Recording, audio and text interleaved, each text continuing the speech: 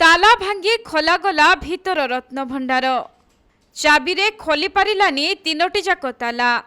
तेणु एसओपी अनुसार ताला भांगी भीतर भंडार खोल एने सूचना देइछंती मुख्य प्रशासक अरविंद पाढ़ी। तेबे बाहर भंडार अलंकार सबुकु स्थानांतर करा जाइछि, जहाके चांगड़ा घर फूल घरे होइथिबा अस्थायी स्ट्रंग रूम रे बाहर भंडारर समस्त अलंकार गच्छित रहिछि एवं सेठाकु सबु अलंकार स्थानांतर करा जिबा परे सेठारे सील करा जाइथिबा मध्य जणा पड़िछि। परे भीतर रत्न भंडार खोलिथिबा बेले सेथिरु किंतु कोनोसी अलंकार को स्थानांतर करा जाई नाही। भीतर रत्न भंडारर तीनोटी ताला भांगी भीतरकु प्रवेश करा जाइथिला। आउ भीतरे सबु अलंकार सिंधुक एवं आलमारी भितरे रहिथिला। तेबे सिंधुक और आलमारी गुड़िकु खोला जाई नथिबा सूचना मिलिछि।